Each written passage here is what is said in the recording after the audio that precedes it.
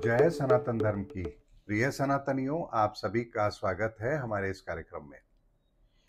सनातनियों, भगवान शिव को हम षष्ठी के संहारक के रूप में भी जानते हैं। षष्ठी के संहारक भगवान शिव ही क्यों हैं? भगवान शिव के मस्तक पर ही तीसरा नेत्र क्यों है? भगवान शिव ने ही गंगा को अपने मस्तक पर क्यों धारण किया है? और भगवान शिव ही तांडव क्यों करते हैं? क्या इस रहस्य को आप लोग जानते हैं? आज के इस वीडियो में मैं आपको वही रहस्य, सनातन रहस्य आप लोगों के सामने रख रहा हूं कि क्यों भगवान शिव इस ब्रह्मांड की 7, 8 और 9 की ऊर्जा को चैनलाइज करते हैं और उसी के अनुरूप भगवान शिव का ये कार्य भी है। इस संसार की उत्पत्ति के साथ ही अगर इस संसार की ऊर्जाओं का समावेश गलत हो जाए, हम मनुष्यों के द्वारा इन ऊर्जाओं का इतना दोहन कर लिया जाए, इन्हें इतना दूषित कर दिया जाए कि अब इन्हें शुद्ध करने के अलावा कोई विकल्प शेष ही ना रहे, तो भगवान शिव फिर इस कार्य को अवश्य करते हैं। और इसीलिए कहा जाता है सत्यम शिवम सुंदरम। अब भगवान शिव इस कार्य को करेंगे तो कैसे करेंगे? अग्नि तत्व के द्वारा सब कुछ भस्म करके यदि शुद्ध करना है तो उसके लिए भगवान शिव के पास अपना तीसरा नेत्र है, जिसको खोलते ही वो पहला तत्व सक्रिय होता है और सब कुछ भस्म हो जाता है, राख हो जाता है। उसी राख से पुनः सृजन करने की ताकत भी भगवान शिव के पास ही है।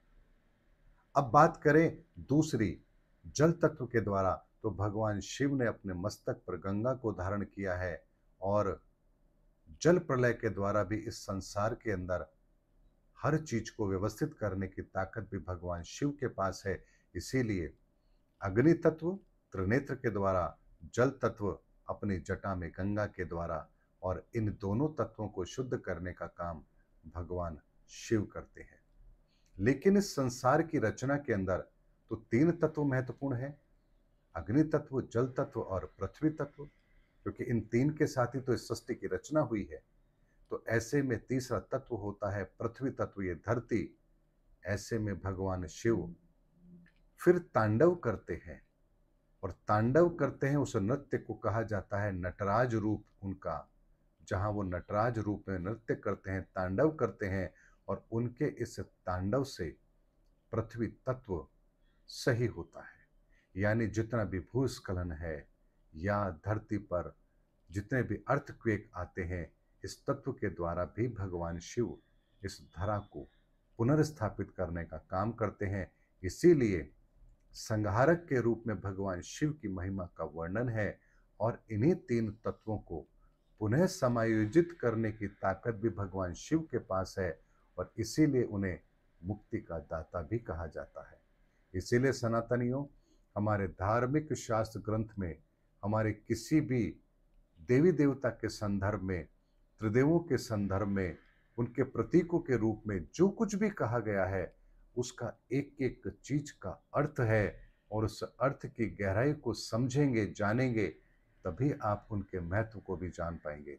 तो अगर आज के बाद कोई आपसे कहे भगवान शिव को अपने मस्तक पर ये जो तीसरा नेत्र मिला, इसके पीछे प्रयोजन क्या है? अगर भगवान शिव के जटा में गंगा है तो आखिर उसके पीछे कारण क्या है? भगवान शिव तांडव क्यों करते हैं? तो आपके पास सनातनी उत्तर होना चाहिए कि इस ब्रह्मांड की उत्पत्ति के अंदर जो तीन तत्व महत्वपूर्ण भूमिका निभाते हैं, इन तीन तत्वों के दुष्परिणाम हमें जब मिलने लग जाते हैं, हम इसे विकृत कर देते हैं, तब भगवान शिव को पुनर्स्थापना के लिए इन तीनों तत्वों को शुद्ध करना पड़ता है। और इसीलिए भगवान शिव सत्यम शिवम सुंदरम कहलाते हैं, और इस सृष्टि के संहारक कहलाते हैं, और इस सृष्टि की उत्पत्ति का बीज भी भगवान शिव ही है। इसलिए अपने इस सनातन महान ज्ञान पर आपको गर्व होना चाहिए। इस प्रकृति के प्रत्येक विज्ञान को परिभाषित करने की ताकत यदि किसी के पास है, तो वो केवल और केवल सनातन धर्म में है, उस सनातन ज्ञान में है। उम्मीद करता हूँ सनातनियों, आज का वीडियो आपको ज्ञानवर्धक जरूर लगा होगा। आपके बहुत सारे प्रश्नों के उत्तर भी आपको मिले होंगे।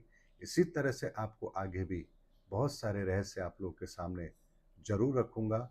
जैसी जैसी ईश्वर की आज्ञा होगी, ईश्वर की प्रेरणा होगी, आपके सामने रहस्य जरूर रखे जाएंगे। तब तक के लिए जय सनातन धर्म की, जय सनातन विश्व, जय धर्म युग।